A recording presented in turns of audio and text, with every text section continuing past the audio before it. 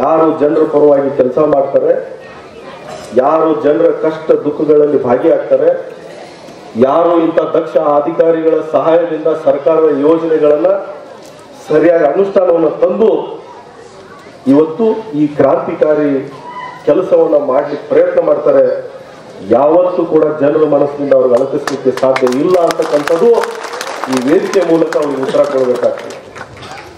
ಮತ್ತಿದು ತಹಶೀಲ್ದಾರ್ ಅವರು ಹೇಳಿದ್ರು, ನಮ್ಮ DC ಸಾಹೇಬರು ಹೇಳಿದ್ರು, ಹಂಗ ಸುಮ್ಮನೆ ಹಕ್ಕುಪತ್ರ ಕೊಟ್ಟೆ ನೀವು ಇಟ್ಕೊಂಡ್ರಿ, ಅದ್ರ ಕಾಪಿ ತಹಶೀಲ್ದಾರ್ ಕಚೇರಿಯಾಗೂ ಇಲ್ಲ, ಎಷ್ಟೋ ಹಕ್ಕುಪತ್ರ ನಮ್ಮ ತಾಲೂಕ್ ಪಂಚಾಯತ್ದಾಗ ಇಲ್ಲ. ನೀವು ಅವ್ರು ಕೂತಾರ ನೋಡ್ರಿ, ಇಂಥ ದೊಡ್ಡ ಪುಸ್ತಕ ತರ್ತಾರ ಅದಾವೇನ್ರಿ?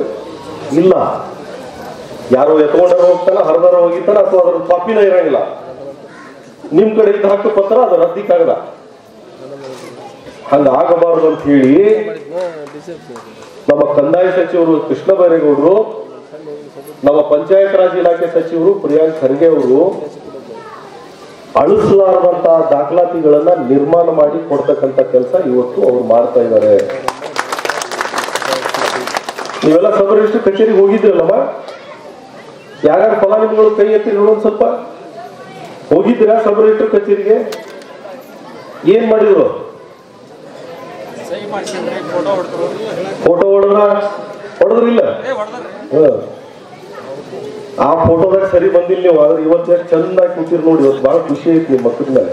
ಇಡೀ ಊರೊಳಗೆ ಒಂದು ಹಬ್ಬದ ವಾತಾವರಣ, ಹೌದಲ್ಲ?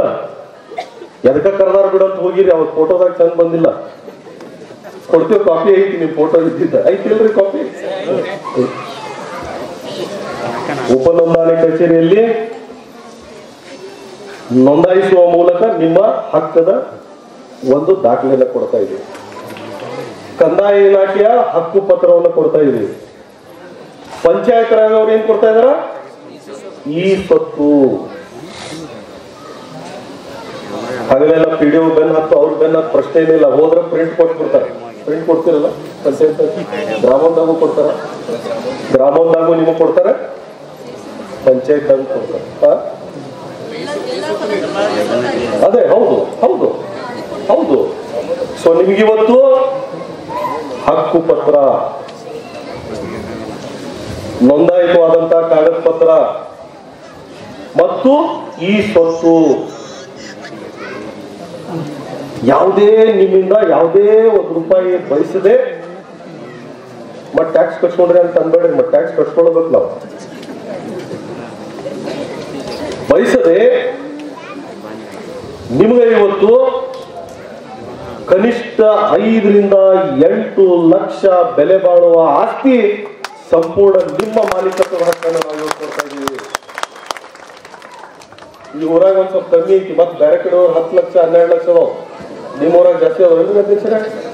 10 ಲಕ್ಷ, 8 ರಿಂದ 10 ಲಕ್ಷ ಬೆಲೆ ಬಾಳುವ ಆಸ್ತಿ ಇವತ್ತು ನಿಮ್ಮ ಹೆಸರಿಗೆ ಕೊಟ್ಟಿದ್ದೇವೆ.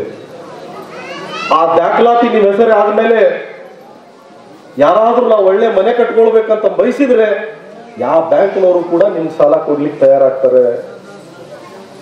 ಈಗ ಕೊಡ್ತಿದ್ರೆ ಮನೆ ಕಟ್ಟಕ್ ನಿಮ್ ಸಾಲ ಯಾಕೆ ಕೊಡ್ತಿದ್ದಿಲ್ಲ? ಆಸ್ತಿನ ನಿಮ್ದಿಲ್ಲ. ನಿಮ್ಗೂ ಹೆದರಿಕಿತ್ತು, ಸ್ವಂತ ರೊಕ್ಕ ಹಾಕಿ ಕಟ್ಟಿದ್ರೆ ಅವ್ ಮಾಲಕ್ ಕೋಟಿ ಅಂತಂದ್ರೆ ನಮ್ಮ ಮನಿನೂ ಇಲ್ಲ, ರೊಕ್ಕನೂ ಇಲ್ಲ, ಜಾಗನೂ ಇಲ್ಲ. ನೀವು ಸ್ವಲ್ಪ ಹೆದರ್ಕೊಂತ ಅದ್ರಾಗ ಮನಿ ಬಿದ್ರು, ಅದ್ರಾಗ ಸೋರ್ತಿದ್ರು, ಅದ್ರಾಗ ತಾಡಪತ್ರೆ ಹಾಕುದು, ಜೀವನ ಮಾಡುದು.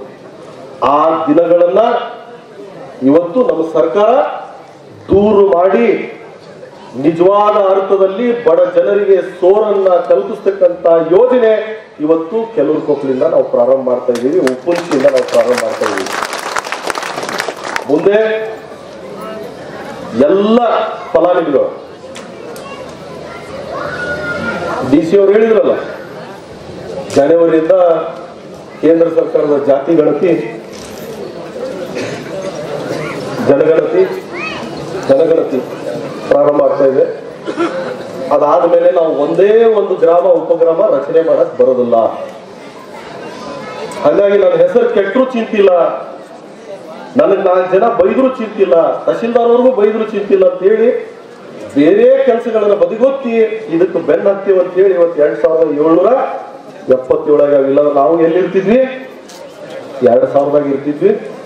ಭಾಳ ಅಂದ್ರೆ ಇನ್ನೊಂದು ತಿಂಗಳದಾಗ ಇನ್ನೊಂದು 2,000 ಮಾಡ್ತಿದ್ವಿ, 4,000 ಕೊಡ್ತಿದ್ವಿ.